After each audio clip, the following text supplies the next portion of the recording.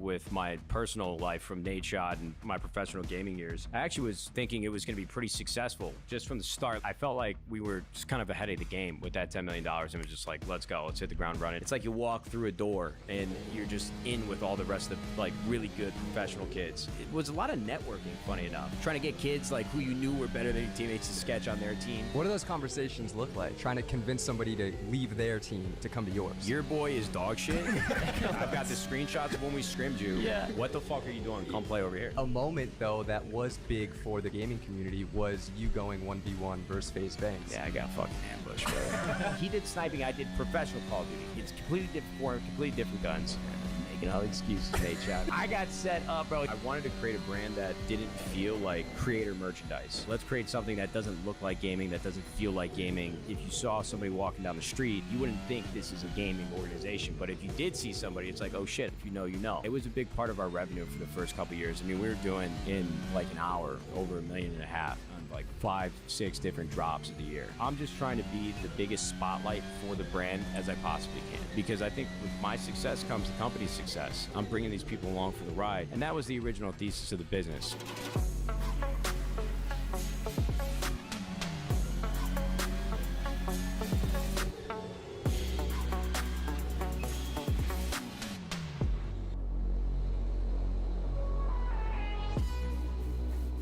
Ladies and gentlemen, welcome back to episode 120 of the 505 podcast. Today, we're welcome with a very special guest. We got Nate Shot in the building, dude. Nice. This one was crazy. It's a funny pod. Insane that he's built one of the biggest esports companies and brands. It was incredible to just hear from the very beginning how it all started to now where it's at and where he's taking it. It's crazy also that content was at like the forefront of what allowed him to create 100 Thieves into what it is now. He was talking about how like Nate Shot, the brand became so big that it gave him the confidence to even create 100 Thieves in the first place. It was insane too, just to see like someone who's been at it for so long. He was a pro gamer before playing Call of Duty, and now he streamed 9 hours before he came to do the pod. Right before the podcast. Guy was locked in the whole time. He can just talk, cracking jokes for an hour and a half. I loved how he was talking about photography too, and like what a transition that is with gaming photography, but like that gaming finger, dude, I bet he hits the shutter so fast. I bet he never misses up.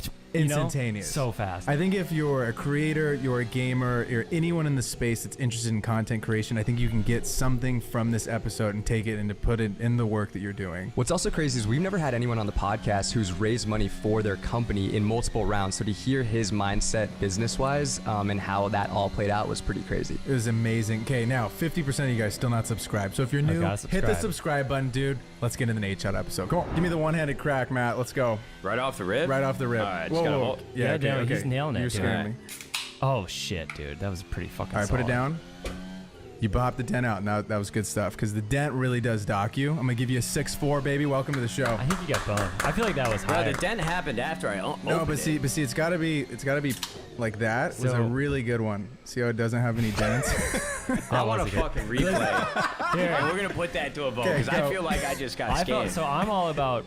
Oh, fuck me. Swing and a miss. Whoa. Swing and a miss, dude. I've never seen that happen before. But dude, I hit a homer on the second. So here's the thing. Kostas is one of the worst at the game, yeah, but you gave him a skinny can, so he might have a chance today. You spilled half the drink. I did spill a little bit too. Okay. No, but it wasn't as bad as that. That was way worse. There's strict rules. I actually thought his was kind of nice, dude. I want to see in the future. Cheers. I got to look up the VODs. What your guys is? What's higher than a 6'4"? I mean. Well, he gives himself like the problem was the dent. Okay, if you would have came down and the dent wasn't there, you popped it back out. So I gave you like a little charity point. The dent, if it is in the can when you set it down, it's no longer above a 5. So I gave you some help. I would have liked to see the fucking rule sheet. I'll send it to you. I have a reel. He didn't give you a much. I got a reel. I would like to know though. A little heads up. All right, dude. That's gonna fuck with me for the rest of the day. I'm not gonna lie. Welcome to the show, Thank dude. you. Welcome to the show. Hyped to have you. Yeah, dude. Also, shout out Brandon Weiss. Yep. Shout out Brandon Weiss. He Legend. came with me to buy this watch. Actually, funny enough, he came with me to Jewelry District and. Sounds about right. Yeah. Nah, he was my Sounds like Sherpa, Brandon. dude, or he's my spirit guide. I thought we were gonna get robbed in broad daylight. I'm being totally serious. It's fucking. I hate downtown. Oh, that's the I worst. fucking hate that Dude, place. I had 4 night shoots in a row, 6 p.m. to 6 a.m. in downtown. It was the scariest. We had a person get groped like on our team. Like it Oh, was really? crazy. Oh yeah, dude. Oh, We had Lord. security the whole time. Downtown Not a fun place. sucks. By a homeless person? Yeah, yes sir. 4 a.m. not fun. Holy shit. Man. No, thank you. You're going to Texas for it. Yeah, genuinely. I mean, funny enough, I did.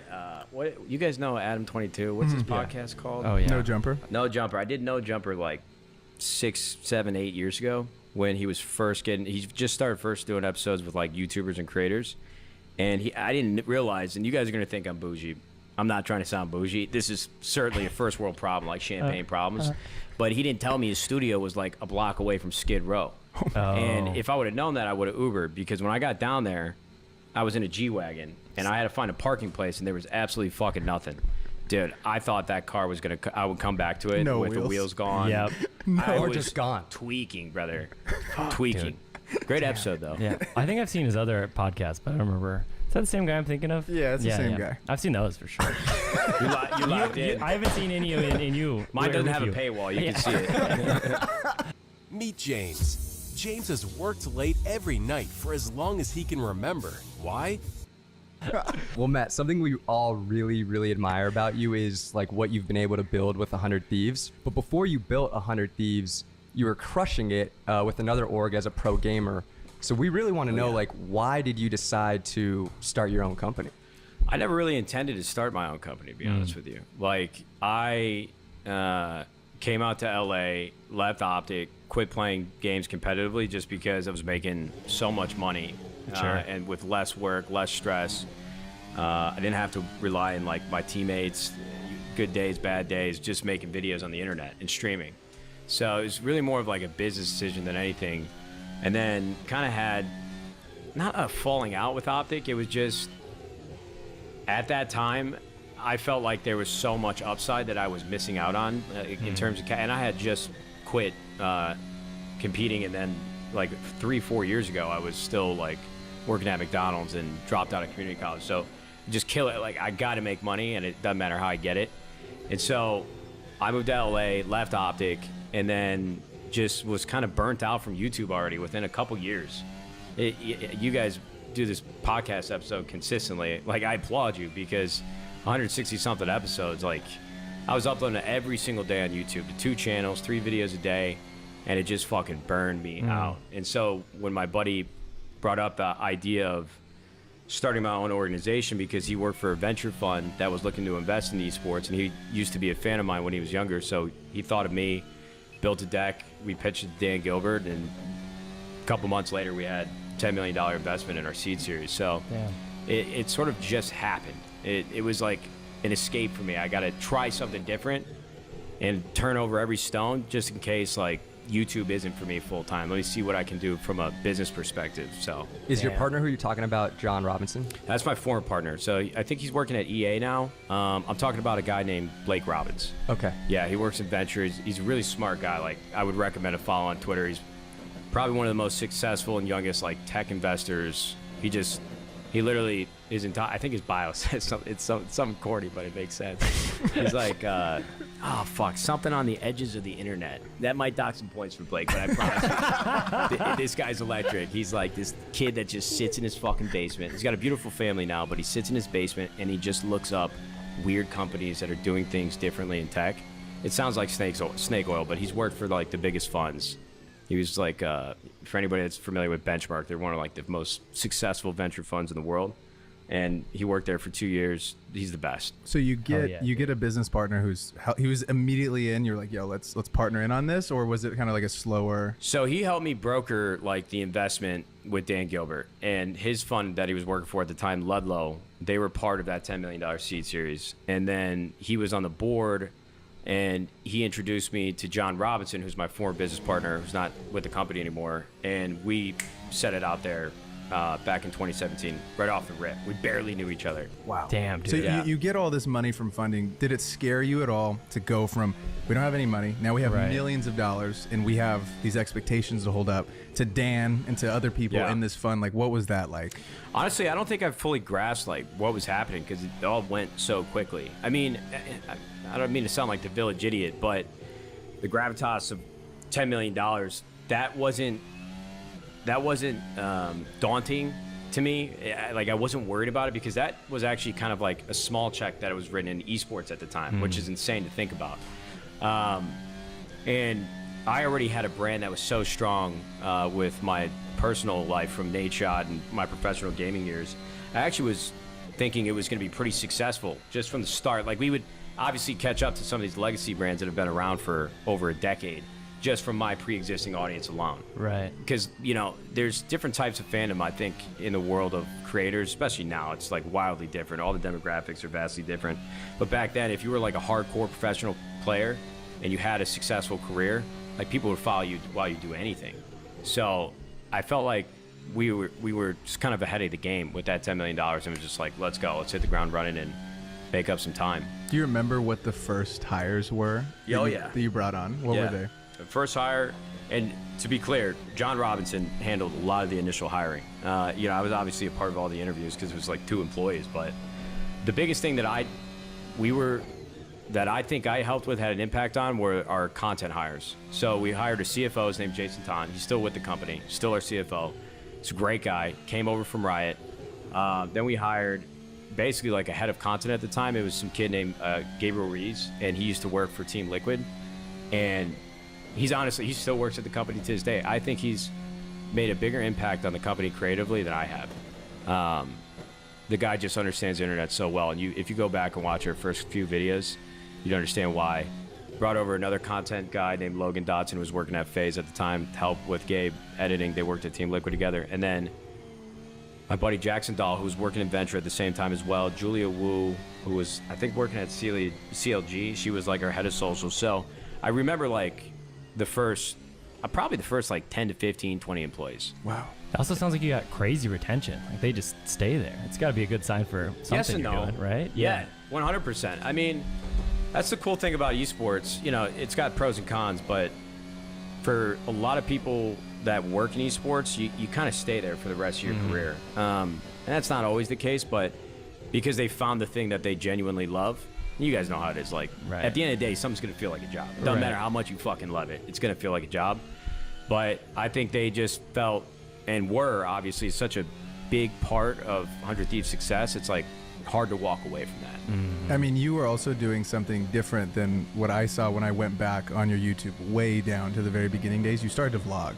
Was that a pivotal moment that you saw maybe, like, did you see a creator doing that and you're like, we could do that in esports, or this could be something different that we could kind of do to spice up the channel? You know, I don't know if it was that intentional back then. I feel like I've kind of gotten lucky where the things that I enjoyed doing just so happen to be at the very beginning of that thing being done on the internet, like streaming yourself playing video games. That is just sheer luck. My older brother was bigger than me, faster than me, more athletic, piece of shit. And I am better than him at golf nowadays. But like, I just wanted to beat him at something. I couldn't do it at regular sports. It was like video games. I just got fucking addicted to it. And then all of a sudden, it's the biggest thing on the internet. And I was there from the start. And then the same thing kind of happened with esports. I mean, I wasn't there from the very beginning of esports. You want to go back to the early 2000s, like PC, Counter-Strike, fucking StarCraft. But I've been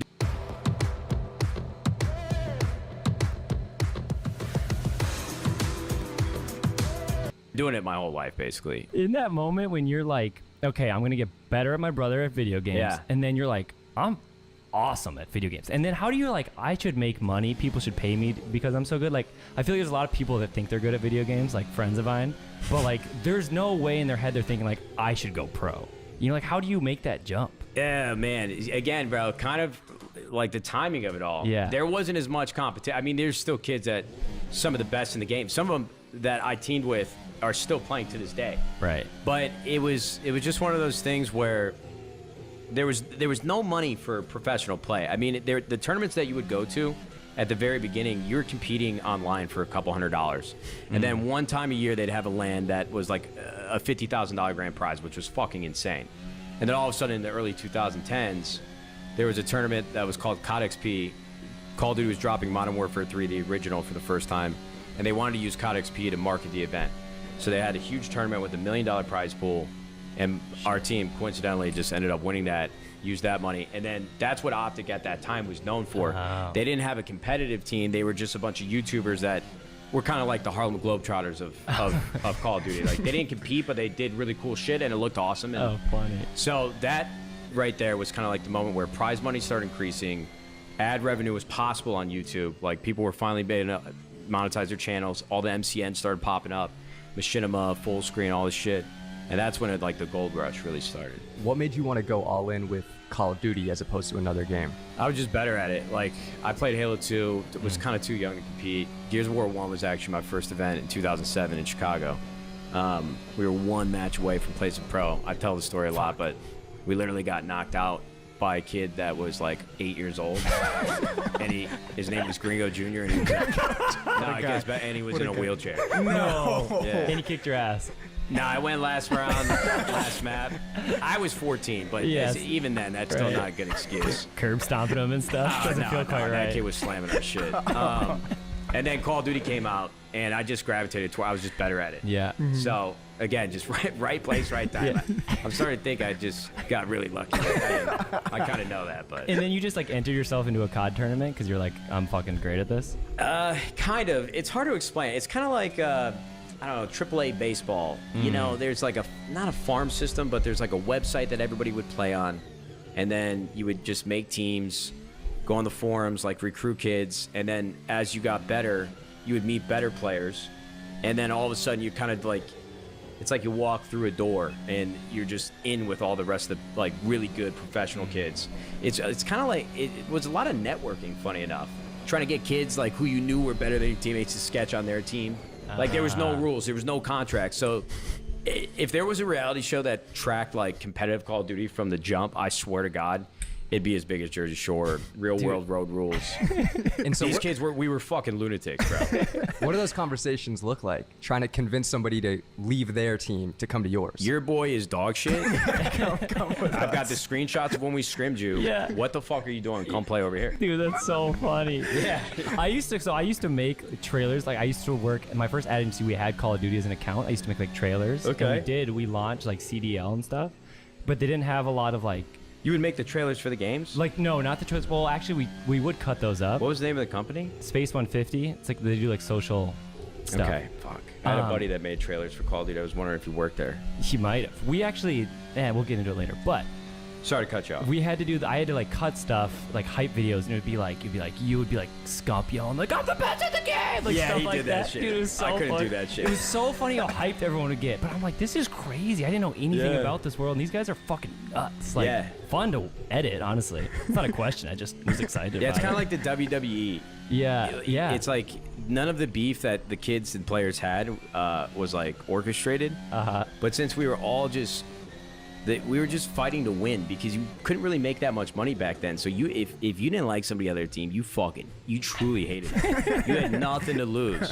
So yeah, it was a good time. When you eventually go off and you make your own thing, Yeah. were those conversations beforehand like, yo, I'm making something. Come play with me. We're gonna make like this insane team. Because I saw a clip long time ago, maybe like 5 or 6 years ago. You're on a podcast and you were saying how you weren't the best at COD, but you were great at networking and you were good. You knew your role. You knew how to win.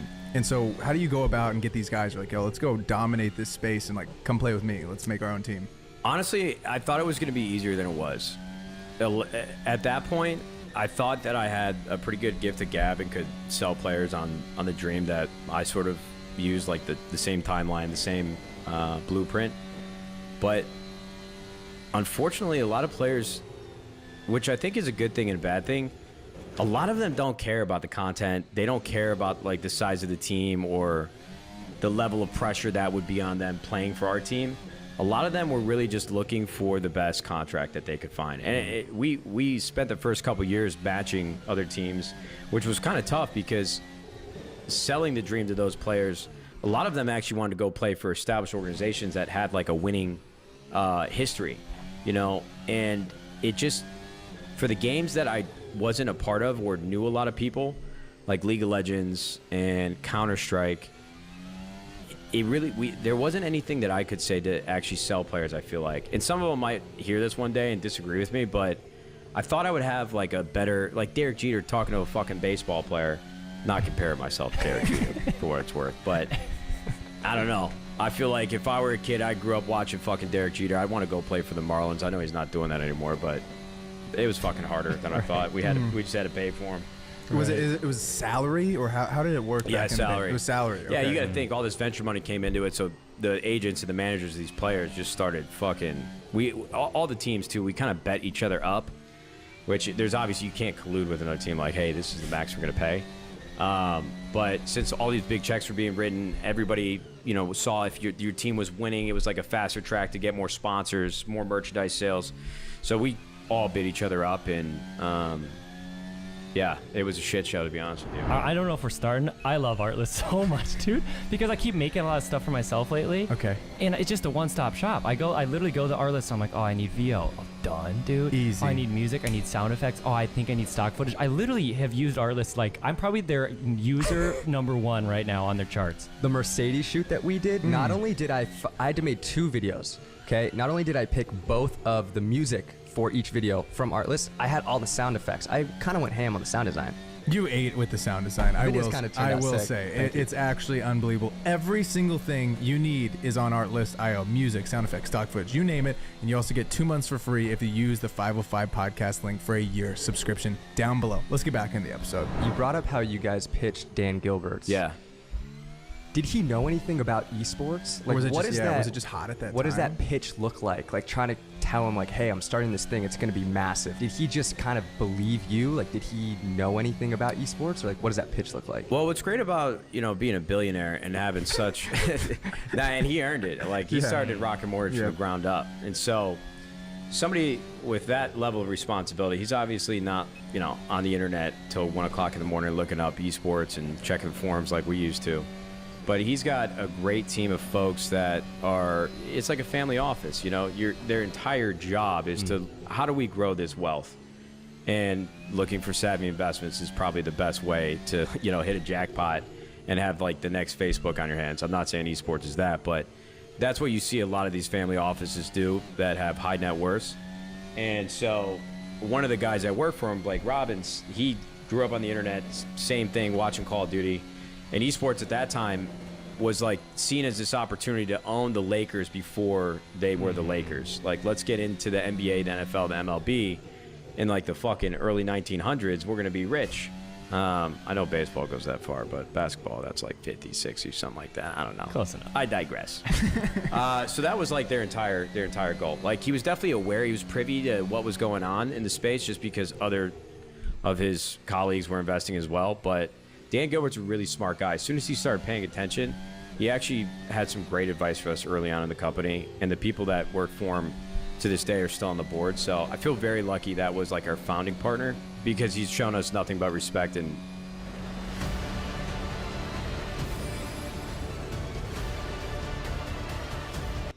guidance when we need it. What was some of the advice that he said to you when you were starting out with this company? The first time we went to Detroit, like Dan Gilbert owns, I think, more than 70% of every building in downtown Detroit. Holy shit. It might be a little less or a little more than that now, but I don't think, like, Detroit is fucking huge. And he's basically been rebuilding it and renovating it from the center out.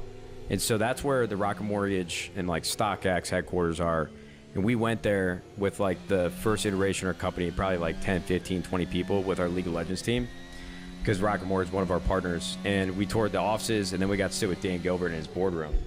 And the first thing he did a fucking magic trick. Like, I'm like, this guy's fucking awesome, bro. I love this guy. And then, What kind of magic trick? Like a card cards? trick? I think if I remember correctly, it was a card trick. Nice. It's like, watch me pull this rabbit out of this. Yeah, no, it was. I was going bonkers, like fucking apeshit, because this guy's worth so much money, and I was just kind of out of my depth. And after that, it was really more just trying to help us teach the proper leadership to the company, like being so entrepreneurial in this new space with all this opportunity in front of us, and making sure that we lead it with the respect it deserves and the killer instinct that you need to kind of be king made in that industry. So it was pretty electric. I thought this guy was like Denzel Washington and Remember the Titans. I wanted to run through a wall afterwards for him. How you just taught you how to sell the dream. Yeah.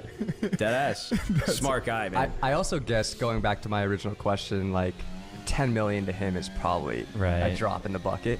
So he's probably like, it seems cool. Like, I'll invest. Yeah.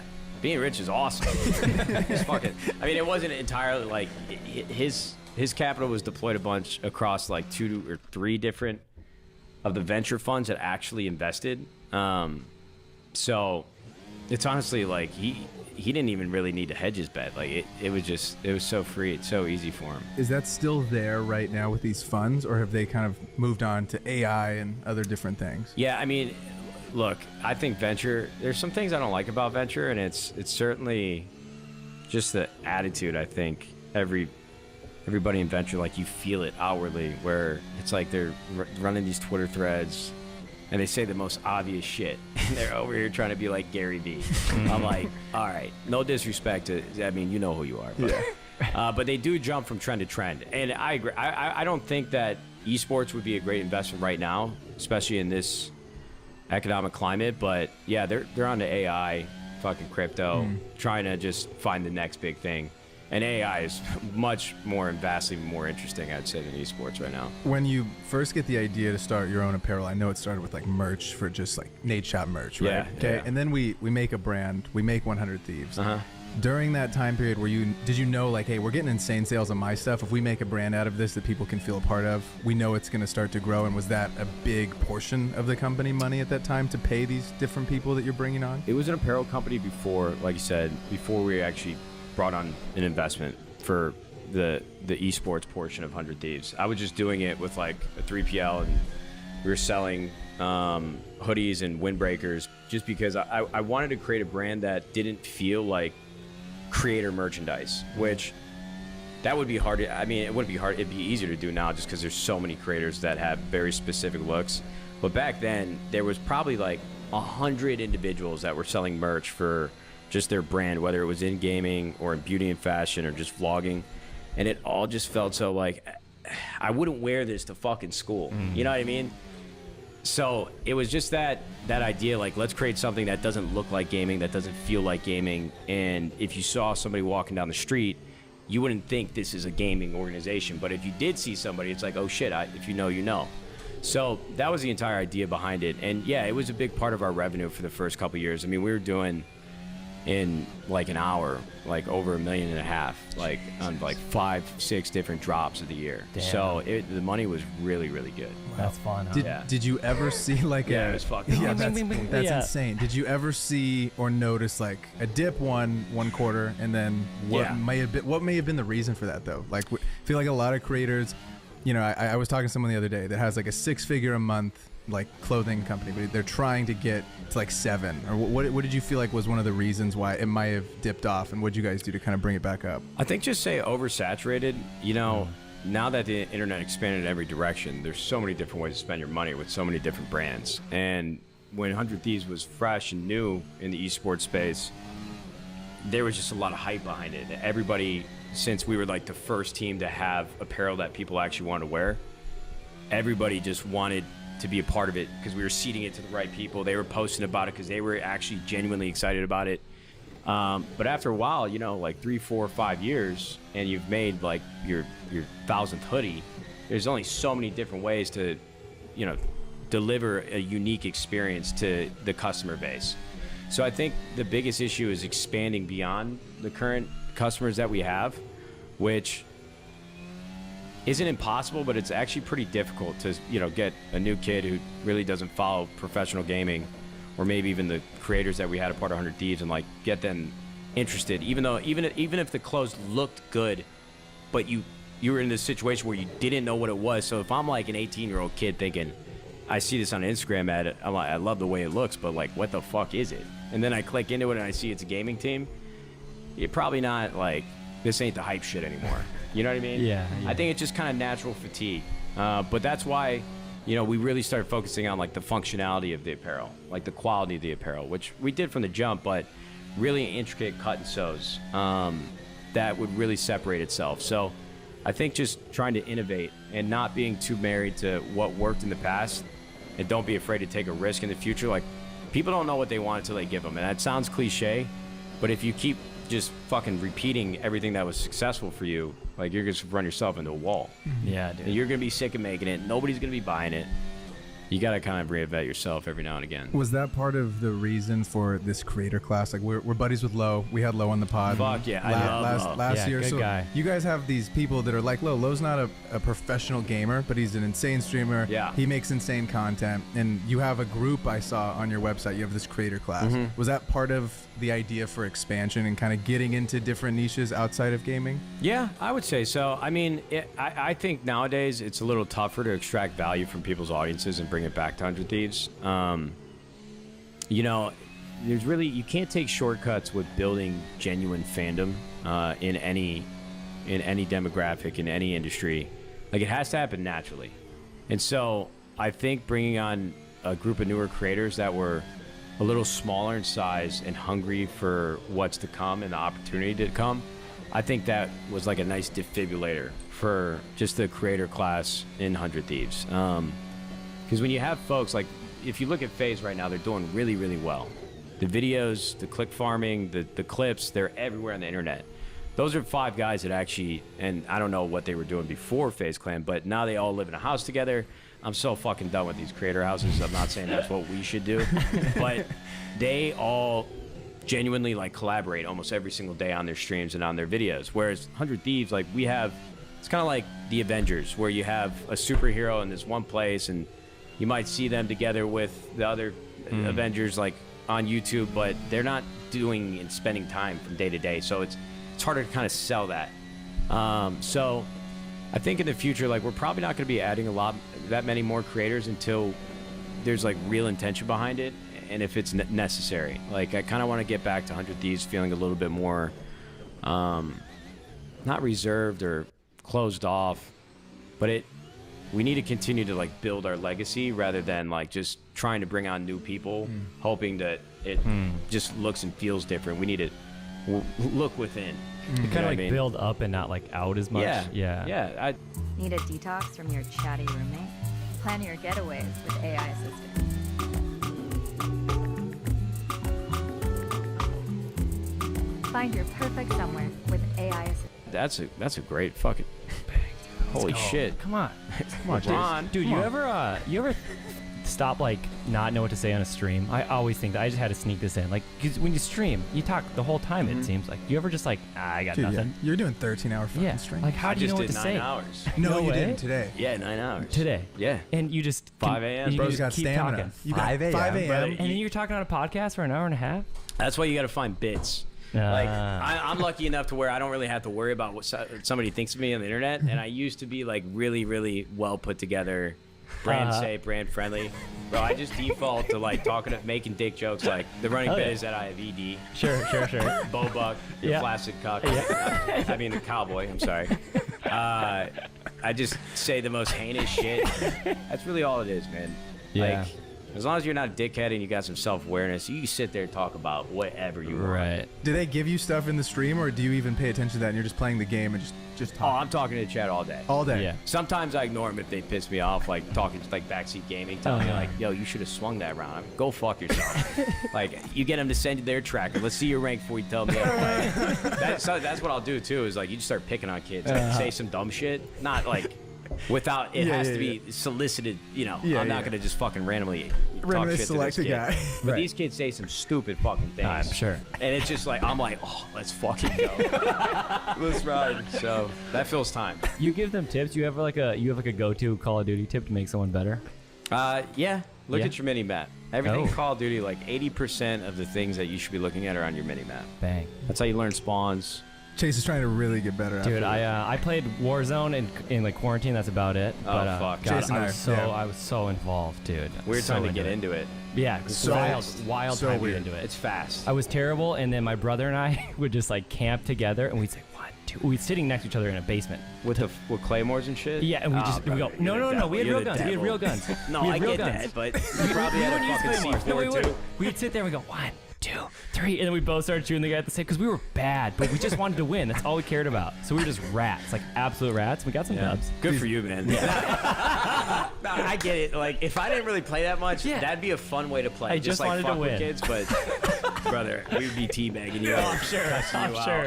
We'd get that, dude. When we die, people would scream. But Yeah, it's Call of Duty's crazy now. Yeah. You guys see any of these leaked Black Ops 6 clips? No. Dude, they uploaded the game to like the PlayStation database, and kids cracked it, and they started going into custom matches and recording against bots. Dude, this game is fast. They have something called omnidirectional movement. So basically, you can move 360 now with the analog stick, which sounds like that's what they've probably been doing this whole time. But it's like you don't have any momentum-based like fatigue anymore. So you can jump backwards, diving, and then into another slide while aiming and shooting. Bro, oh, it's crazy. it's either going to make or break the game. Yeah. It's kind of like Fortnite building. It's like, getting too Fortnite-like. It's building is what made Fortnite successful, but then people got too good at it, which made it more stressful to play. So everybody just stopped. Yeah, everyone's just going up. Yeah. Like, Yeah, fuck that. You're just I'm looking a at no this, build. You're I'm a just no looking at build this guy. one guy. You're like, Yeah. I'm not gonna go against this guy. No, dude. Yeah. This is my guy. Fuck He's- that yeah, one guy. I'm leaving. Yeah, and then you're Yeah. leaving. I'm like, I'm out. I'm Yeah. out. This kid's like 7. I could see it being like that. That sounds hard, dude. Yeah, we'll see. But you still, if you're in a bush, though, you still could probably get those guys. So are you gonna hop on and start streaming that as soon as it comes out, or do you? Yes. Oh, okay. Nice. That's Oh, yeah. okay. Immediately. It's kind of like the Super Bowl. Like, Okay, it's the okay. newest game. Uh-huh. Viewership's going to be the highest. Q4, you got Q4 ad rates. Oh, brother. There's a woman who's one of the most successful like creators all time, I'd say, legacy, like almost Mount Rushmore, named Justine. Okay. And she got popular through all the work that she does with hosting and digital creating, yada, yada, yada. She's great at what she does. But every September when new Apple products release, that's really where she made her name for herself. So I always made a joke at the time because we were hanging out a lot. I was dating her sister at the time. I would get to see her in the lab around like, you know, when the keynotes would start and the new iPhone would come out. I mean, she would just She needed literally 2 months of relevancy for her entire year because these videos would do so well. So that's what kind of Call of Duty is like. It's like, even if I was living under a fucking bridge panhandling, I would find a way. I'd be in a McDonald's plugging in the fucking PC, like, just to get one last lick of that new Call of Duty sweet, sweet juice. It's fucking awesome. Have you always woken up at 5 a.m. to play? No. Just started in the last, like, 3 years. Wow. It's Is awesome. Because a daughter or? My wife, you know, she is like better than, you know, I sound like Chance the Rapper, gassing up my wife, but she goes to Monarch, or was going to Monarch. Great and, gym. Great gym. Dude, she was carrying around a fucking baby like That's for sick, 9 months, dude. and she's in the gym like 6 days a week. That's so sick. Dude, Monarch I moms. filmed a video with Alana while she was pregnant. I'm like, Alana's fucking bench pressing and squatting Yo, while she's about to pop. Alana didn't even look sick. like she was fucking pregnant. I couldn't believe it. I'm like, that can't be healthy. They got the baby out with one push. No way. It's because Yeah. all that squat. All the she was squats. doing. All the squats. My wife had to have a C-section, but my point is, she just started like getting up early to go to the gym, and then I wanted to, when I was testing the waters coming back to streaming, I wanted to start early in the day because I still care about how I perform. Like, I play competitive games, and if I went to the office for 6-7 hours, was in meetings all day and shit, and then would come home and try to stream, I was a cranky fucking piece of shit, Right. and I was just getting slammed by these 16-year-old kids. I'm like, oh my God, I can't do this. So in the morning, that's when I'm the sharpest. So I was going to the gym like 5 days a week before our wedding for like 3 months. But then Valorant, I'm not kidding. When we got back for our mini moon, I wanted to turn into like LeBron James of Valorant. I mean, I'm not even fucking close, but I was like doing, like aiming.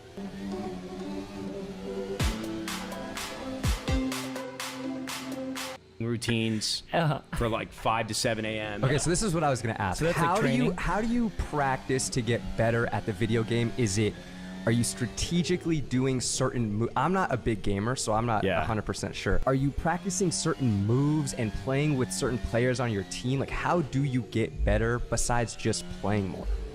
See, there's no way to get better. Okay. You just gotta play. Okay. I mean, if you're really into this shit, you can go and watch like guides. Like, Valorant is actually a very strategic game. You know, there are 5 players in each team. Every character has its own ability and like 3 passive abilities. And so it's very teamwork, heavily, working together. But there's also like so much to know about the map.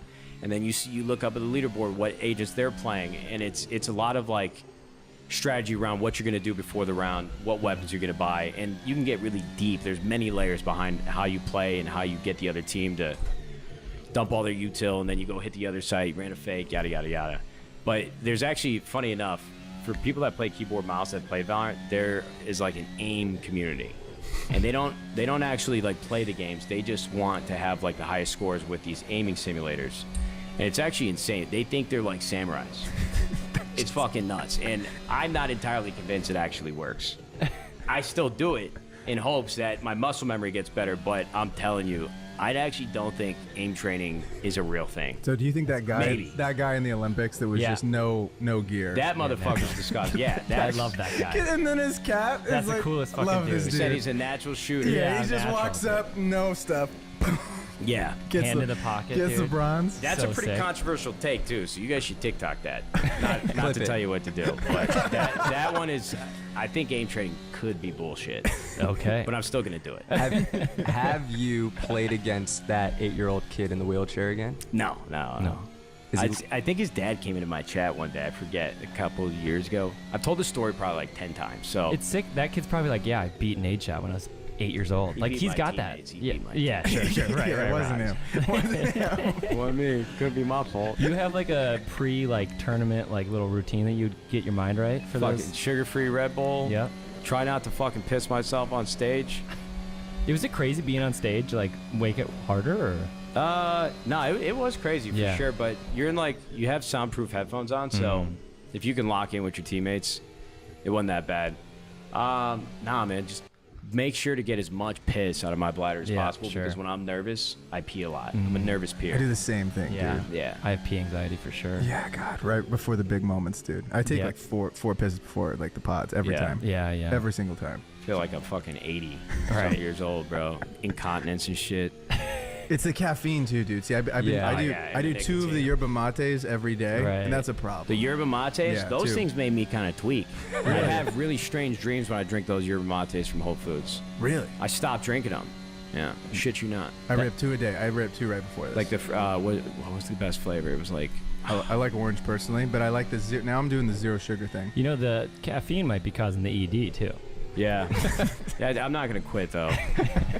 Limp dick ain't that bad. There's worse things that Better could than happen. being tired. Dude, you right? couldn't Yeah. make me quit caffeine. No Nah, chance. fuck that. No chance. Yeah. It's the best. I think I could do it. I go to bed thinking about Why? the cup of coffee I'm going to drink Yeah. in the Yeah. morning. Why would you want? Why would you want? I don't stop? want to. I don't want to. But if You I made it had seem to, like you if wanted I to had stop. I think I could. Some people on the internet talk about caffeine like it's the fucking devil. You're not wrong, Daddy. You're the devil. What's that from? Oh, that's Waterboy. Yeah, water boy. Foosball's the devil. Dude, there's no point in quitting caffeine. How supportive were your parents of you when you decided you wanted to be a pro video game player? My mom hated it. My dad was impartial. He was kind of like, he's kind of like me. He was, okay, just Right. don't fucking bother me. You Right. know? No, he'd always come into my room after he was a carpentry work, fucking 6 to 2 every single day, busted his ass, cold Chicago winters. And he'd come into my room every single. I used to dread. I hear him walking up the stairs, just to stand in the door frame, talk about. We had nothing to talk about, but he was trying to be involved. I love my dad; he's the best. But my mom really did not like it, just because I spent so much time in my bedroom, where it's like, I'm getting good grades. You made me get a job. Like, she forced me out of the house at 15 to go work, and I just ended up working at McDonald's. But I stayed there for 4 years. I'm like, hey, lady, I got a job. I'm getting good grades. What else you want me to do? Right. Like, what else can I do?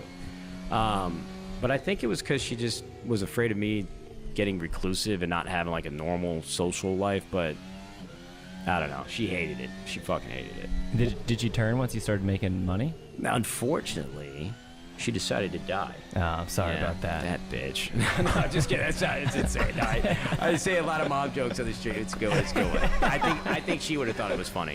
Yeah, she probably would have thought it was hilarious that you were so successful at it. And at the same time, like, to give her the benefit of the doubt, at that time there wasn't any proof of concept. Nobody Yeah, was making sure. money. Nowadays, if you Right. told somebody in high school I'm going to be a professional gamer, they'd probably be like, all right, hopefully you don't suck. Right. Because we want that ninja money. Right. Yeah. Rest in peace, Mom. Yeah, I didn't mean that. Joke. Makes sense. You always can tell how people. I'm like, what reaction is it? They're gonna be like, oh shit, or are they gonna laugh? It's good. Make everybody real uncomfortable. I do that probably like once a month on stream. Some random kids in Discord, like some of them are pretty soft spoken. They don't know what to say. It just goes completely silent. Like, hey, bro, it's cool. She's playing golf. She ain't gonna hear it. But playing video games, you are in the house quite a bit and streaming. Yeah. But you do have hobbies like you like to golf, and we know that you like to take photos and stuff. Yeah, you're shooting photos. Did you guys right? dox me? Yeah, Yeah, we every looked up time. everything. Yeah. Somebody's really good at stalking in here. I like it. It's not me. Actually. ChatGPT, maybe.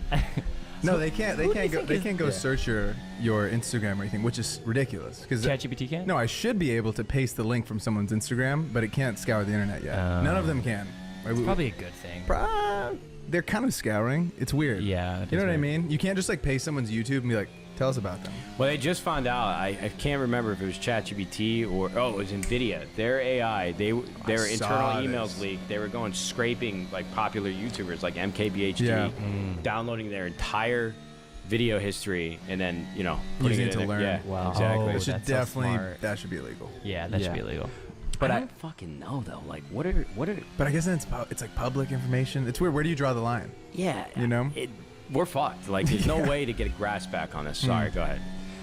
My question is like, how important has it been for you to have those hobbies outside of playing video games? Because I feel like being inside all day playing video games, I feel it myself when I'm inside all day editing videos. You know what I'm Yeah. saying? Like getting outside is so fucking important. So like how nice has it been for you to like have hobbies outside of streaming and playing video games? I have like crippling ADHD, and it's not some like TikTok fucking brain rot self-diagnosis. I just get hyper fixated on one thing for like 3 months, and then I don't care about it for the rest of the year. And then I'll come back the same year, maybe a little different time of the year, and do that same thing. My mom would get so mad at me for that, dude. Yeah, the she same she shit. made a thing in my house. You know how they have those words? It's a bunch of words, and they're like Yep, yep. She had all the things I would get obsessed with for like 2 weeks, and then I wouldn't do fun. it Yeah. anymore. She wanted to kill me when I was a kid. And they didn't know that I had ADHD, so she Yeah. was just like, yeah, he does something really really well for like 2 months, and then they stop. Like, why is that? I'm like, we should just use Google back in the day. 100%. Were you like that too, where you'd find something, go crazy? No, that's how I am now. So it Okay. goes from Valorant to golf to cameras to fucking maybe just back to Valorant. And so like I was getting really good at golf and going to the gym, and it was in like the best shape that I had been, which wasn't like crazy, but I didn't look the way that I look now. I had some sort of like shape to my leg again. And then I started doing the aim training in Valorant in the morning, so like that went completely out the window. I play probably like 1 to 2 rounds a month right now. Okay. But I feel like the golf bug is about to come back in a really bitchin' way. I'm kind of worried about it because then it kind of fucks with my streaming. Right. So it's like a blessing and a curse. Like it's helped me get really good at some things in my life because I just obsess over it, but it also makes me hate that thing like for. Hello and welcome back to another video in our 40 series showcase, featuring the new NVIDIA GeForce RTX Super Series GPUs. If you missed our last video highlighting the NVIDIA GeForce RTX 4070 and GeForce RTX 4070 Ti supercards, be sure to check them out on our page. Today, we're going to be looking at the GeForce RTX Super Series and highlighting how they impact performance in Horizon Forbidden West Complete Edition. One release that showcases the capabilities of the NVIDIA GeForce RTX Super Series For a better part of the year. Is that how it is with photography? Yeah. Yeah. What are you shooting on right now? What's the vlog setup? People are curious. What's the I vlog shoot on setup? FX3. Okay. Yeah, Sick. but I don't really vlog that. I haven't been vlogging that much yet. I really like finally being able to shoot manual without a lot of headaches. Because You're that locked Cine L in. or whatever the fuck it's called. I shoot on a Leica Q3 right now. I'll bring out a Contax T2 sometimes for film. Really like the quintessential fucking cameras that everybody uses. I bought a Hasselblad and was trying to learn how to shoot medium format. That was like one of the craziest fixations I had for a minute. Like I was scouring the web for like certain brands of film, going to Sammy's camera like every week to see if they had some in stock. Worst customer service of all time. Yeah, is it bad? Oh. The rental shop's good though. Harold Sweat, Yeah. that's a good guy. Okay, Nice. shout out Harold. I like the I love fucking. that guy. I like the guys that where you go to buy a new camera, like because as soon as they find out that you're gonna pay for it, they're like they start leaning in a little bit Yo, more. big time, yeah. Yeah. So Just gonna tape $100 bill to my forehead Right, to get better right. service. that ass. You're like, But hey, I'm ready to buy, dude. Right. I'm locked in. I agree with you though. They're all kind of like they just a little off-putting. Yeah. But yeah, that's usually what I'm shooting on mostly. Have you tried Fujifilm X100 5 or 6? The one that does film simulations. They've been out of Yes. stock forever. So I have Yeah. I have a Q2. Yeah. Love it. Haven't picked it up since I got a Fujifilm X100 6. See, what? How many pixels? How many megapixels? It's like 42. Oh my They god, upgraded it. dude. The 5 used to be like 21, and I think they doubled it.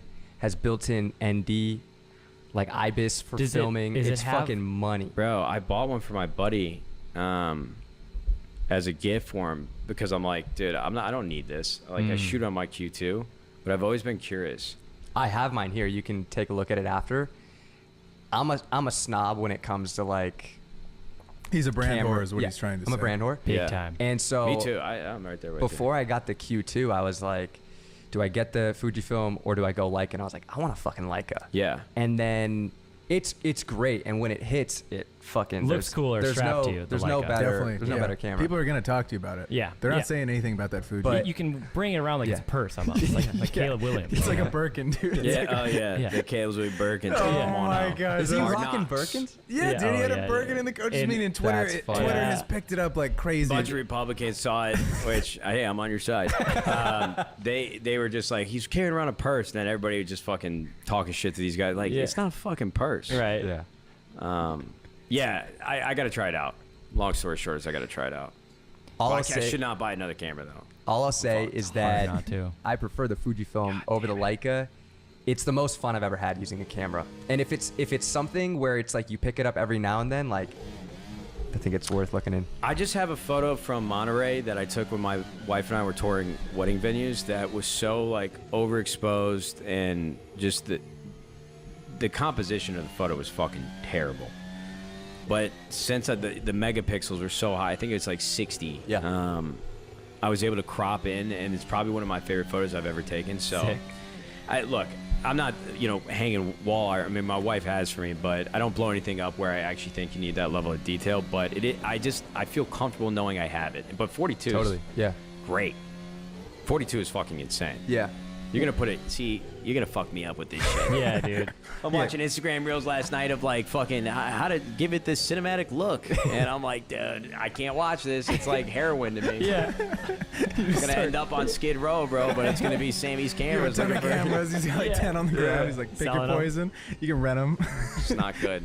That's so funny. When you eventually started vlogging, did you have someone teach you how to do it, or were you just interested in? You're like, I'm just gonna get a camera. This is gonna be something that we start on YouTube. 'Cause Yeah. it was wildly successful. Like I went back deep on your YouTube once you started vlogging. Yeah. I mean, you had these vlogs were hitting 500,000 views, and during that time period, during Fucked up. I should've kept going. no, but during that time period, I feel like the only other guy or girl that I knew of that was really killing vlogging was like Casey Yeah. Neistat, Yeah. right? And so I see you having these insane views on these videos. Like, did you see that and you're like, holy shit, we keep doing this? Or were you just in love with the process and you're just like, oh, we'll do a vlog here, we'll do a stream? Yeah. You know, what was that like? It was trial and error, and like the camera shit is actually what made me love. I really did not enjoy like being out in public, turning my camera on. I was really obsessed with trying to tell a real story, and not because I felt like I was like fucking Alfred Hitchcock, like a great director, but when I would get done with shooting and editing, I would just feel so satisfied and proud of what I made, because I had to really teach myself about everything, lighting, composition, and I'm still not that great at it, but ignorance is bliss. Like, if I can see something that somebody else has shot, I'm like, oh, that was a really good fucking idea. This looks great. And I can go and try to get as close as I can to it. And most times, like, when I'm shooting, even if I'm not a professional when it comes to, like I try to learn Da Vinci while I was on paternity leave with my daughter and my wife. And I'm like surface level everywhere. Like I can do a little bit of everything, but I can do nothing really that well. But it was just obsessing over the quality. Like back then, I had a GoPro And then all of a sudden this G7X came out, which ended up being the camera that everybody was vlogging with. And then when I saw Casey shooting with a fucking Canon and like 1080p, I'm like, dude, this looks so fucking good. So I bought a Sony A7S. Then I got the Mark II, and funny enough, the Mark II that made all those YouTube videos when I started really shooting like 4K and trying to make everything feel a little bit more fun to watch, that camera I still use as my vlogging camera to this day. Wow. And it shot like foul. I want to be buried with it. The camera was ahead of its time. No, dude. way ahead. It's crazy. A7S too. A7S Yeah. You could see in the dark. Yeah, Dude, I remember a kid at our school at Oregon had it, and we all had like the regular Canon T5i or whatever. Yeah. He came in, and we're like, "Yo, this is it. This is running out with the team with the Ronin." I'm like, whatever he's doing, we need to copy it. We need to copy this. Like, Let's do that. He has the sauce, and he was like, "Dude, this is in 4K." I'm like, "I don't even know what the fuck that means. Like, what does that even mean?" He's like, "Dude, it's more. It's more." I feel like it like started. It would like hold its own with like all these cameras For now. sure, Like it 100%. started like that level of like prosumer vibe. That camera fucking rocked. I mean, I feel like you couldn't differentiate it like that. No. When you got that camera, was it like, did everything kind of feel like it was an opening at that time for you? Yeah, I mean, just the fact that it looked better than what most people were uploading, not from like the quality of the video and like what they're saying and doing, it looked better. So if you were investing at that time and actually kind of like had an interest in cameras, you could really look and make yourself look different than everybody else, which some people care for. It's funny. It's like things were starting to elevate, and like the requirements of making a really good vlog used to be more dependent now on like the way that it was shot and what it was shot on. But nowadays, I think it kind of came back in droves. It's just like, shoot it with your phone. Who fucking cares? The quality isn't that great. But if you still like that shit, like the Instagram algorithm is so good for like filmmakers. I sometimes I would see like a quick 30-second tutorial. I'm like, holy fuck, I got to go try that myself. But they look so good. There's so many people that are just so good at shooting nowadays. It's really hard to look and feel different from anybody. right. 400 club to the win the esports World Cup. The more matches you own, the more games you own. On the internet. Yeah. Nothing's that unique anymore. Yeah. It's fucking dangerous. At the time when you were vlogging every day? Kind of, for the most part. I would go like a year where I'm vlogging every day. You would cut that shit too, or no? You'd have some. Yeah. No, you Damn. wouldn't. You would cut it yourself. I didn't trust anybody else to do it. No Yeah. way. Yeah. Wow. Are you still like that with the things that you're putting out, or do you allow an editor to maybe help you out with it? I let my editor do the gaming clips that we have right now, but I nitpick him. It's not because I don't think he's good at what he does. It's just like, if I watch a clip back, I'm like, I know exactly how I would edit this. And it's like, we'll be uploading a 30-second TikTok. This guy just started working with me 8 months ago, and he takes it on the chin. But I'm like, bro, you got to cut these 2 seconds right here, like really like anal about it. Not because I think it's what's best, but it's just what I want to watch. And that's kind of how I started editing. I'm like, you kind of have some people have taste, some people don't. Some people can see like that changes in that you made it, some people can't, but it'll drive me nuts if it's not exactly how I would have done it. So the vlog clips are not easy for me to let go of. I only had one editor that I let edit my vlogs. His name was Logan Dotson. He was the 3rd, 4th employee at 100 Thieves. He was much better than me. So there was a lot of things that I would learn from him. And at the time when you're uploading almost every day and you're getting hundreds of thousands of views, what is that feeling like? And honestly, it's like when the shitty part about the upload every day is that you would make a video, I'd be up till like 3 a.m. editing it. I would fucking love it with everything in my being. I'm like, holy shit, I can't believe I made this. And then the next morning you'd wake up like, okay, I got some dopamine out of it. Like I got like 100 comments and some likes. I can never watch this fucking thing again. Like I gotta go shoot another one. It drove me nuts. You just couldn't enjoy it. Yeah. You got to on to the next. That sucks, honestly. Wait, okay. Did you feel like you were making these videos at all? Like, I feel like as creatives, the people that are listening to this, they struggle a lot with making something for the audience or making it because you loved it. And it sounds like you were making these and like you loved them. Yeah, everybody says that nowadays that that's what you should do. Right? Like, yeah, you hear that. They're like, oh, make it for the audience. Like, no, fuck that. Make it for you. I feel like it's a thing that everyone's talking about right now. And you just hope, whether you care or not, or you want to be bigger or not, like you just hope that people that watch it feel the same way as you did when you made it. So I think that's the hardest part. It's like, some people probably doing the things that they love and making it because they love it, but sometimes people just don't like the style that you might have. So I think it's good advice, but it also can be dangerous. Yeah, I'm gonna zag. I'm gonna start making stuff for the audience, dude. Yeah, fuck yeah. Fuck me, dude. I don't need it. No, you Gotta zag when there's I zigging, love it. dude. I love it, Chase. You I gotta sell love your it. soul a little bit. Dude. Fuck yeah, Barry. Oh, yeah, dude. It'd be huge. Fuck the machine. How did you get connected with Drake? That was through, who was that through? That was through Scooter Braun. And was that Series B? Yeah, Sick. I believe so.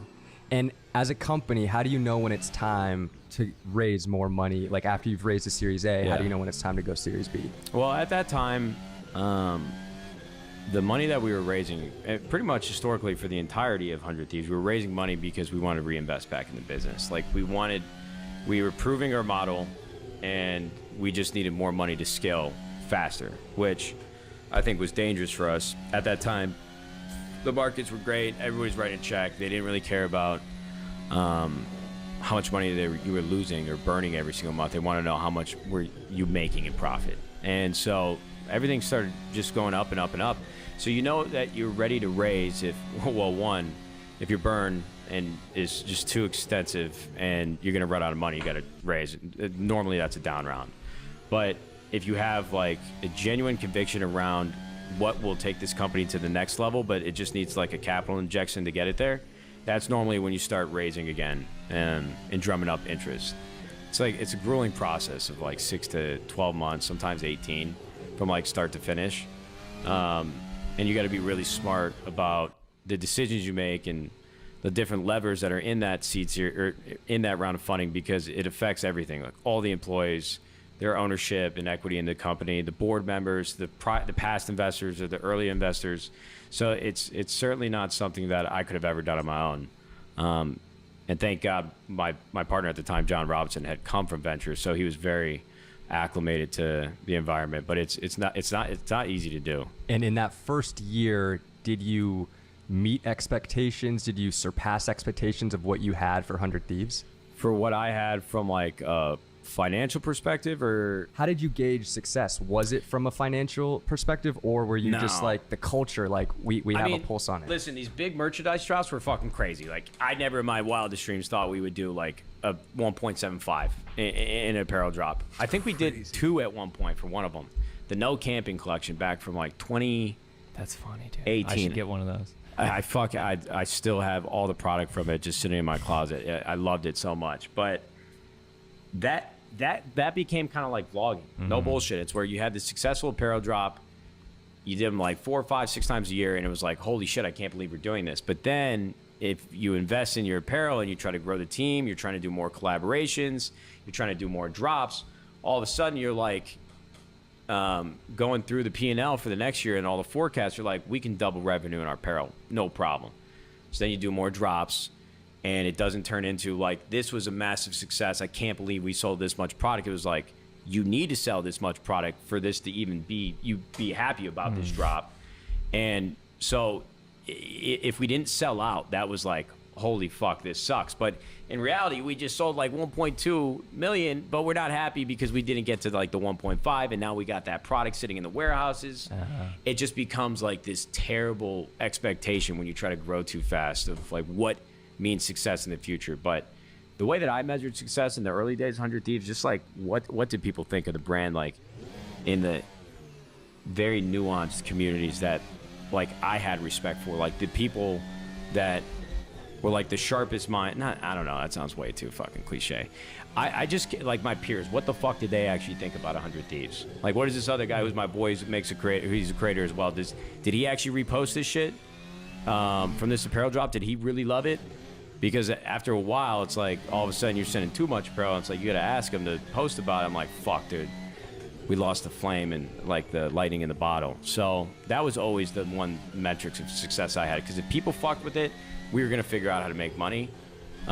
But you can't make money if people don't love it. Has there been a moment, I know you guys have had insane success with merch, with content, with everything that you guys have built. Was there ever a moment where you felt like it was slipping away a little bit from you? And if so, what did you kind of do or meet with the team to kind of get it back on track to where you thought it should be going? The problem that I have it's kind of like the ADHD tendencies. Like with a business, it's very dangerous to love something and that's all you want to do for like 3 months. And then 6 months later, the team is executing on now what you were making the decisions on, and it just doesn't look the same. It doesn't feel. It's like having somebody else edit your video. You're like, I know people are saying they like this, but I fucking hate it. And you can't, you can only give so much feedback on how things are done creatively or from a marketing perspective. And again, like when you raise more money, the expectations are higher, the more money you need to make. So then you don't have time to do any of the things that you really enjoyed doing. And now the people that are doing them are doing a good enough job for them, but you just fucking hate everything you see. You're like, I would have never put this in this on this graphic for this fucking event. I know that sounds insane, but it's just like the little shit that I didn't have time to like impose my will, because I don't also want to be like that. Right. That guy's like my way or the highway, and people would be so proud of the work, but I'm like, oh, I fucking hate it. I hate it. So that 100 Thieves kind of turned into this battle now with myself, like I would have when I wasn't interested in taking photos anymore. I don't enjoy doing this right now, and I need to find another creative outlet, which is what streaming has been for me lately. But I don't even know what the original question was. It just kind of kicked up a lot of. The last 6 months of last year were really hard for me because I thought that I was going to leave the company because the pressure of running the business was just too much. But yeah, building a business is really, really hard, and you need good people around you to be able to do it. It's fucking stressful. Oh, for sure. I mean, I can only imagine, especially when you're having these $1 million injections into the company and you have all these guys and girls who you're trying to like please, and you're like, fuck, we have to make this much money next year, or they're going to be pissed off, or they don't like the direction that you're going. Did they ever give you, like, these are tough conversations, but like, have they ever given you like feedback on something and you're like, absolutely not, that is not the direction that we're going? And like, how do you manage that? Because I mean, we're trying to build something big here. Yeah. We're trying to build like something like that we look at and we're like, this is an awesome podcast. This is an amazing business, and you've done it. You know? I appreciate that. That's the important part, is like, you want to have partners and the people around you where you can talk to each other candidly and know that you're not going to take it personal, and you're trying to like build something better moving forward. And there's never been a situation with 100 Thieves, I'm lucky, where our board members are very good at what they do for what their living is. But as board members, some of them have a background in gaming, like a small piece, but for the most part, they didn't really understand the nuances of what made our company successful. So it was kind of a good thing and a bad thing that the board meetings weren't very difficult from answering tough questions or making tough decisions on things that we need to change for the company moving forward. Because for the first like 4 or 5 years, we were just doubling our revenue year over year. There were no problems. We were investing in new companies like Juvie, acquired the keyboard company High Ground. We were building a game. Like everything was on kind of cruise control while we did the next thing. And they weren't experts in it, so they would really just try to keep us on track. And I can't remember if there's ever been any harsh feedback. It's kind of a tough relationship between the board and me because they kind of need me to be there. At least that's the way that I view it. So I've never had to like, they've never really calmed down. No. My partner John had to deal with a lot of hard shit, like a lot of tough conversations. But I kind of got out Scott. I'll just be ducking in the ground like, hey. You guys want to say something? You're just gonna have to trust me on this one. No, but we never had many like contentious moments. But you got to just try to keep a cool head. Like you got to take the ego out of it and know that if you have the right people around, they're really genuinely just trying to. Our fucking business, but Jake, who was business partners with Blake, kind of, he was running Detroit Venture Partners, and this is a good part of the story, I promise. He was negotiating against me when the company first started. He was negotiating for Dan Gilbert's investment and like forming the company for me with Blake, and so he was negotiating against my manager at the time, and so I fucking hated this guy. He would sit there and ask me so many questions. And if I ever had like an idea or I would say something and this is what the company should be doing, he would press me on it. He would like ask me really, really hard questions. And he was a lawyer. Like he has a background in this shit. I'm like, does this motherfucker hate me? Like, what is wrong with, I hate you, Jake, you know? And then he's on the phone like trying to get my comp to be lower and shit like that. And I just could not stand him. As soon as we're on the same side and got everything signed away, and I started to learn and understand what he was doing, like he genuinely was just trying to play devil's advocate and make sure every base was covered, and he wasn't doing it because in my head I'm like, he just wants to sound like he's fucking right. He don't even know what the fuck he's talking about. You ever pick an argument with your like girlfriend or something, and you're not even that mad at her, but she just said some shit. You're like, I'm gonna argue just so I can tell you that you're fucking wrong. I think I might be a sociopath. I've already done that a couple times, but that's how I saw it. But at the end of the day, I ended up learning years later that he was genuinely just trying to like make everything better and understand it so that he can help me guide the ship. So you can't be too closed off and stuck in your own way. Self-awareness is very important. Do you feel like now you've kind of taken, like you're streaming a ton, Yeah. and the streams are doing really well. A lot of people are tuning into them. Do you feel like that is where you provide the most value, is knowing where content is going, and I mean, you're insane at the game, and just kind of guiding this ship from a content perspective? Like where do you feel like you're sitting now? I mean, you kind of hit the nail on the head. Like, I think I'm not supposed to be in a fucking boardroom, like, doing a 9 to 5. And I wasn't necessarily doing that all 7 years of 100 Thieves, but I hate to be that fucking guy that blames my ADHD again for the third fucking time, but I can't multitask. Like, I need to be enthralled in fucking like just completely one-track minded in anything that I do. So when I would need to film a podcast after I just got out of like a 3-hour board meeting, or like a really tough meeting on marketing about, like, you get like decision fatigue. You're sitting in this fucking room all day. You've looked at 12,000 different SKUs of color. You don't know which one you like more. Everybody trying to, you get fatigued in that room, and then I got to go on camera and act like everything's fine, or like, oh, we got to do a round of layoffs, but sit your ass in the chair and make a fucking podcast. Like, we're not about to wax the guy behind the camera. It was terrible, man. And I don't like confrontation, which it's a whole thing. So I just am best at being on camera and just talking my shit and just saying whatever the fucking comes to mind, because somehow we found people to like it. And I kind of view Dave Portnoy is fucking unbelievable what he does. And he's a lot better at things that I think people don't give him credit for. What he has to do by balancing his life with the amount of content he actually makes is insane. Yeah. I don't know how he does it, to be honest with you. So I'm just trying to be the biggest spotlight for the brand as I possibly can. Because I think with my success comes the company's success. I'm bringing these people along for the ride. And that was the original thesis of the business. So my YouTube channel is a fucking desolate wasteland. That's going to change. You know, I used to upload every day. I probably uploaded like 20 videos in the last 7 years. And I fucking hate those videos. But so I'm going to get a fresh start. You're smart, though, making it sustainable for you. Because you're like, I don't want to sit in the boardroom. I want to stream and build the brand that way. And that way, you get to actually stay with the company. Because now it's like a sustastainable path for you. Yeah. Smart. Everybody's happy. Right. A little separation of church and state. Like, I need to be a fan of the brand to know what's best for the brand. It's like, I don't even know what people think of this anymore, or how it makes them feel, because to me, everything that we're doing is miserable, and I fucking hate it. But that's not what's actually true. It's just because I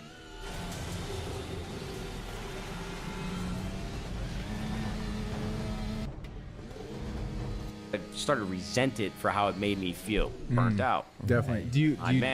Do you take feedback from, like, I think something that's cool about this is it's not at a place where there's millions and millions of people listening to it yet, but I feel like in tune with the people that watch the show. They can hit me up, they can DM me like, yo, I love this guest. He said awesome things, and I take from certain people that I really value their opinion that just listen to the show. I've never met them before. I get to really listen to their feedback and like, yo, this guy said great stuff, or this girl said awesome stuff. I love this. Do you feel like you have that connection still with some people that you don't know, that aren't your friends, that aren't going to just be like, yeah, this is awesome? They're not going to blow smoke up your ass. You know what I mean? They're just completely outside. I don't take creative feedback well. Okay. Like, I'm very careful about people who I ask for their opinion, because somebody will say something to me that they genuinely feel. And as soon as I hear, I'm like, you're a fucking idiot. Like, that's not why I showed it to you. I wasn't asking you about that. What do you think about this? So, you know. From the same way, I can't do it. If I show you an edit, I'm not looking for you to tell me what frame you think. I'm just looking for Same. Good stuff, brother. Like, dope me up. Dab me up. Tell me like the shot. Tell me like the color. I think a good friend says, do you want me to hype you up, or do you want me to give you feedback? Start Facts. that. Start right in the beginning. That's what we do with each other. It's great. Yeah. I'm not looking for you to tell me You gotta what. do that with your significant other too. I do that with my wife. Oh, dude, if You gonna talk some shit, or if Chloe comes in and rips it apart, I'm like, I wasn't asking for that. Right. Yeah. I'm like, we're not eating together tonight. Also, I'm also of the mind where it's like, if someone tells me like something's wrong with it, I just assume they're dumb. Yeah, no. Which is really cocky for We're me and narcissists, bro. stupid. It's But lit. like, But no, you've Like, done. you don't get we've it, done the dude. damn thing for so long. It's like you think I wouldn't have thought of that? You There's like think, a I, few you think I wouldn't have people- thought of You that? dumb bitch. yeah, there's a few people who I'm like, okay, you're probably right, but like not them. No, Yeah. dude, Reef does that. Reef will look in and edit and be like, that frame. Yeah. I'm like, that's Reef- so, Reef will tear I'm stuff like, apart. That's weird. Was I asking you for the fucking Yeah, frame that, I like want, that, that you though. wanted to change? Yeah. That's why we're business partners. Yeah, I'll take dude. his feedback. Actually, he's on the list. Yeah, so I don't ask for a lot of advice creatively, but I do ask for advice a lot of times with the hard decisions that we had made for the business. Hector would always try to help me, but he would just make a joke out of it. I'm like, bro, Hector, back in the day, like my first girlfriend ever, he's the founder of Optic Gaming. I'd be talking to him. I didn't have a lot of relationship experience. Go over his house, ask him for advice on how to handle something. He's like, bro, you're just not fucking her right. Like, I would have serious problems, and that's all he would say. And I fucking hate you, bro. He does the same thing with fucking business advice. He would just make some stupid ass joke. Be careful who you ask opinions for, John. I'm headstrong. I'm like, I don't need to hear it. Okay, I do want to So get your important. opinion on something though, Sure. because we obviously have the podcast, but we've done a few merch drops. We want to grow an apparel line as well. There's so many different things that we want to do, but we're cautious of almost spreading ourselves too thin Yeah. at the beginning. As someone who, you have 100 Thieves, and then you've done, Juvie, you have the keyboards, and you have a bunch of different, sectors of 100 Thieves. Do you have advice for us as far as like growing and when to know when to bring something else into like the business? I'm cautious of us not spreading ourselves too thin, because even though we have all these ideas, like you only have so much time in the day. Well, can you give me like the elevator pitch on the business that you guys are operating right now? Is it the podcast? You're just trying to grow a brand in general? No, I think The media? What is it? Yeah, I think the number one thing is the podcast itself, and like having an amazing show that creators want to listen to, right? And then I think from that, you have these different sectors where we have digital products that we're selling, that we're going to eventually have an insane library for the creator that finds it day one, but also the person who's done it for 10 years. And we'll have like something that they could actually use to help either their business, or whether to make their videos better, whether to make their photos better. And then I think it's this merchandise line in my head where I see it as like, that's a multi-million-dollar business. These it's similar to how you were saying, how you're like, you see these merch. We don't want to make merch. We Yeah. want to make something that where people are fired up to put it on. And it's like, I'm a part of something bigger than myself. I'm not just buying because it's the 505 pod. We're Yeah. buying it because like I would wear this to school. I would wear this. Or just like a cool Yeah, shirt. I'd wear this out. And like, I feel like we did get that feedback with our merch, which was dope, where we put a ton of hard work into it. We had an amazing designer like help us with it that we Yeah. know. And like, we're just trying to build, I think, one of the biggest creative empires. Like, that's how I see it. Okay. I fucking love the ambition. I would say don't spread yourselves too thin. I would say as long as what you're trying to do is growing the community that started with you from the very beginning, and that sounds cliche, like every fucking TikTok podcast you would hear say that, you just got to be careful of doing things because you want to make money from it. I know that's like the day one advice, but if you guys can afford to like keep the lights on and have this be a full-time job, or if you're not there yet and you're working to get there, you got to make sure that never feels as if you're only doing this because you're trying to like put cash in your pocket. Because Right. even if you finally reach that day, you're gonna fucking resent everything that you're doing that you had to do to get there. That sounds like caveman, like No, fucking that's so true, like though. repeat episode advice, but I would take your time and make sure you're doing what you started with as well as you possibly can.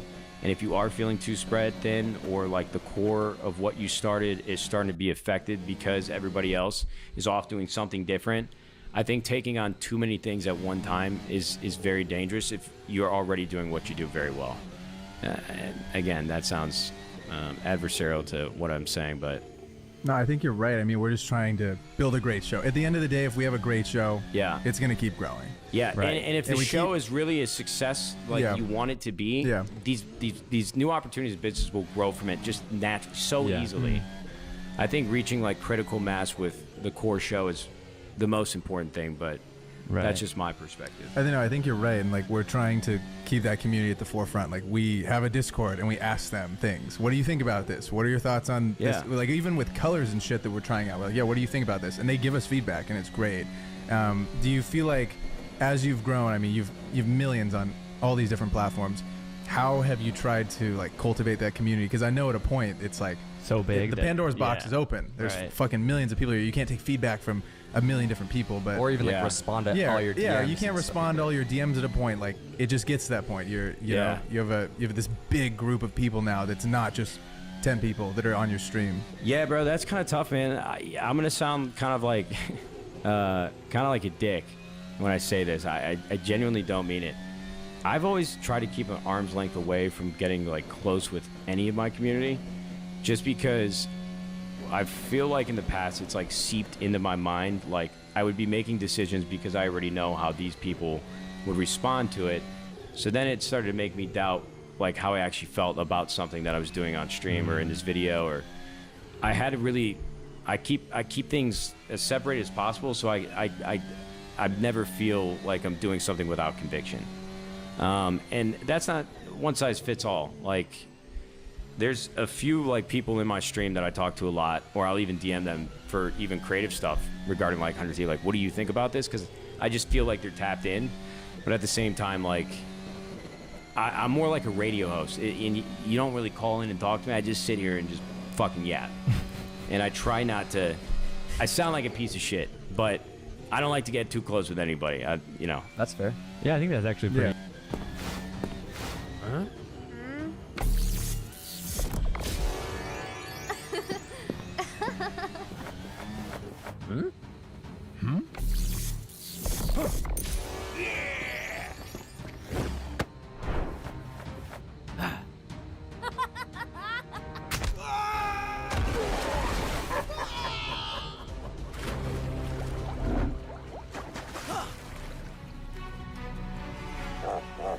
Honorable in a way, yeah. Yeah, a lot of humility. Leave me alone.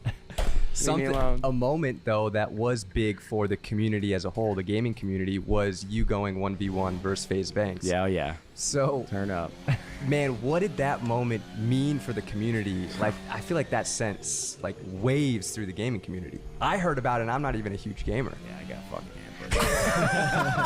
hampered. No, it was great, man. It was cool to. Well, I think with the most underrated part of it is that FaZe and Optic were both legacy brands that have been around since like 2009. And when they put 100 Thieves in this Founding Fathers LAN, nobody batted an eye that 100 Thieves was a part of it, even though we've only been around for like 7 years. So that was kind of like something that I was like hiding away from everybody that I thought was really cool. But the LAN itself was like really dope. It came together really quickly. Like Banks is all in on FaZe again. They got the business back. And so the event was perfect timing. It was kind of like in a lull of Call of Duty right now. It's a weird time until the new game comes out. This is when everybody's not really like focused on it. Summer started, yada, yada, yada. And it was just the perfect timing. Like the electricity of Banks really being all in with FaZe again. And then me and Hector doing something officially after me leaving Optic together. It was a big deal. But that fucking match was a setup, brother. This motherfucker, dude, listen, these motherfuckers are like Banks stands. Anytime they hear me talk about this, they come in and they try to talk their shit. My favorite bit is like today, somebody comes into my chat, said, "Oh, you're playing Call of Duty, Banks beat you that bad? Like, you getting your ass kicked, you're going over a different game?" I'll just say to him, I know real life is kicking your ass right now, brother. I know you're over there struggling, dude. So I'd rather lose a 1v1 to Banks, dude. You child life 1v1 and you are losing, brother. That's insane. But they got it coming. This guy Banks bought the Xbox 360 and he was practicing landing like against FaZe snipers at his house, which is not against the rules. Here I am, bro. Nobody will believe me. If you compare me and Banks in like basketball, I'm like fucking Kobe Bryant. And this guy is, bro, he's not even in the fucking G League. And it's not disrespect to Ricky. He just wasn't like that. You know, like he did sniping. I did professional Call of Duty. Like it's completely different form, completely different guns. You're making all the excuses, mate. No, I get it. I got set up, bro. He's practicing this shit. Bro, I play on a 360 hertz monitor nowadays, and I play with a PlayStation 5 controller. Bro, I got on this Xbox 360 on stage, bro. He had a wired controller. I'm like, what the fuck? He had scuff.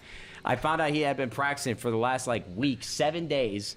And then I'm on a wireless controller playing on this fucking, oh my God, bro. There was like a 2-second delay on the analog sticks. I will say there was no amount of practicing that I was going to do to win that match. Like I never would have won because he clearly spent years of his life grinding Rust 1v1s. I didn't think these motherfuckers actually did that shit, dude. I got set up. It's like a professional baseball player showing up to a carnival game throwing. Right. And we got the carny who's just this sick bastard. Right. This motherfucker is smoking 24 cigarettes, an entire pack a day, just wailing on these balls. Yeah. Yeah. Unreal. You gonna run it back? Fuck no. I will not win that shit. You need to bring him to Valorant. I need to bring him to a modern COD. We could snipe. We could do the whole new thing. COD, the new COD. You need to run that when it's hot, like you're saying with like I just seen the iPhones, dude. You'd get it while it's hot. Run another event back. Facts, dude. Fuck Ricky Banks. Your work sucks too. That's so funny. Okay, zooming out just a little bit. Future of 100 Thieves and kind of this direction that you're taking it. You've taken control back with the content that you're doing. What do you feel like the next like month and a half, next few months is going to look like? You're moving to Texas. We got a lot of new stuff. We brought up golf for a good reason, though. No, we did. Why do we bring I up think you said let's zoom out and talk about the future of esports. Future of esports. That's nice. Wait it. That's what he just dropped the bookmark on us. Yep. So, speaking of ADHD, we got it. He doesn't. That's like how this whole thing works. That's how it works. He's an organized guy. Yeah. You're like you can complete tasks. I got all the notes. Like questions. this is him right here. You know. You're exactly what my wife is. Like Nice. I actually kind of believe in like AB personalities. My wife is literally like bro. I wouldn't be paying my taxes if I didn't have my wife. It's crazy. My entire life is like on autopilot, and I just descend into madness like on the internet for 10 hours a day. My wife handles everything, and she's so good at it. She sounds rad. You guys got to keep him around. Or you boys He keeps are us fucked. around. She's actually the reason why you got here today. Yeah. No, dude, I told Brandon right away. I'm like, because not that I'm, fucking way too important for anything. I just get so many texts because we have a lot of employees and a lot of inbound, and I don't text anybody back. I don't text my dad. Cause I'll read it, and I'm like, I gotta reply to that. Never gets replied. 2 days go by. I'm like, then I have to explain how awkward this is, and I'm not gonna. So, shout out Haley Haig. Shout out. Yeah. Shout out you. They need you, brother. They need you. You're irreplaceable. He is. Damn straight. He is. So you manic fucks, like you guys better ride this one out. Say something crazy so we get 1 million views on TikTok. So future of esports. Future of 100 Thieves. Future Next 100 few Thieves. months. So listen, esports is kind of in a tough place right now. All of gaming is, I think, in a tough place. It's kind of in a lull where there's not many new games coming out. The entire communities, they all feel a little disjointed. And you went through COVID where everybody was inside, everybody was playing games, and some of the best moments people have had. And now all the memes are, and just like the general way people feel is like, oh, gaming wasn't the same that it's the way that it used to be. Like it just doesn't hit the same. And so it's like the best opportunities are when things are down. Like if the market's down and you got cash to spend, you're going to be up in like a year. You buy when the markets are low. And so I think doubling down, I think the most important part is for 100 Thieves to be just a legacy brand in gaming. I don't think that it needs to be $100 million a year revenue business. As long as we're profitable and we can control how long 100 Thieves is around for, I think we just need to withstand the test of time.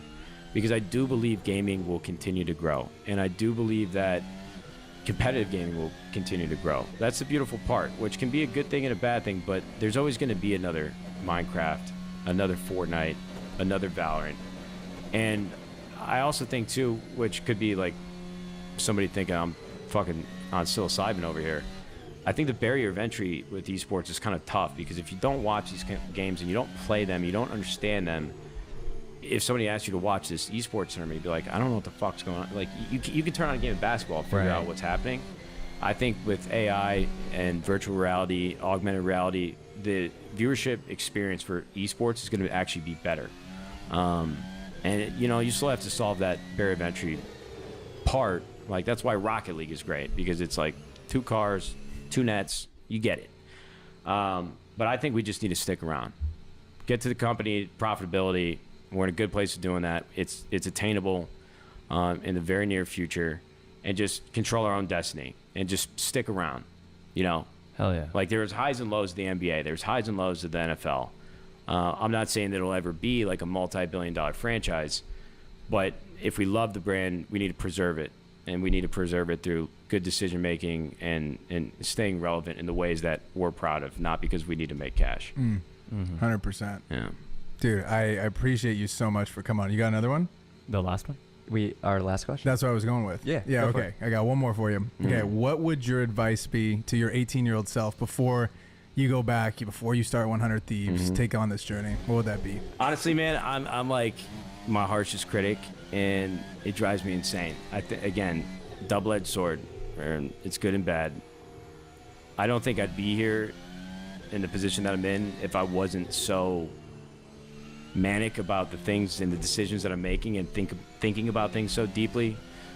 I told people on stream today, I don't think I'm like overly intelligent. I think I'm just intelligent anyway. I think I'm just too self-aware, and I hate certain things about me, and it just is this never-ending battle of like, this could have been better, that should have been said this way, I should have uploaded this clip 2 days ago instead of today. You gotta just fucking roll with the punches, man. Like, I'm giving myself that advice now. I'm not going to take it tomorrow, but it's nice to think that in some weird way that I can win over my negative qualities I think I have. You can't beat yourself up too much, or it'll drive you crazy. I would also say, I don't know. It's a very nice, thought-provoking question. I wouldn't make decisions for money. It's easy to say, again, champagne problems, fucking first world problem. I know you don't want to hear somebody who's done decently well for himself say like, hey, don't make decisions for money. It sounds like fucking bullshit. It's like when you talk about being stressed out on stream, and they're like, how could you be mad? You've got millions of dollars. How could you be upset about something? I'm like, dude, I promise you, like, I pray that you can find success in whatever ways you want, because you will learn that no matter what, problems are relative. And I think that you just need to just keep yourself grounded and make decisions because you love it. Because one day you're going to find that success, and you're going to miss the days when you were struggling. J. Cole had like a great quote about that. I know it'd be better if I had like Socrates or something, but J. Cole said some smart shit. He's like, I almost missed the struggle. Or maybe it was Big Sean. I don't fucking know. I saw it on TikTok. Well, I hate making decisions for cash. Like, obviously, sometimes you can't avoid it. You have to do things that you don't want to do. But if you really love something and you want it to be something that you'll continue to love, you can't muck it up with dollar signs. Okay. I appreciate it. Nade Shot, episode 120 of the 505 Pod. If you're still here, leave us a subscribe, hit the comment button. We'll see y'all next week. Peace. Peace.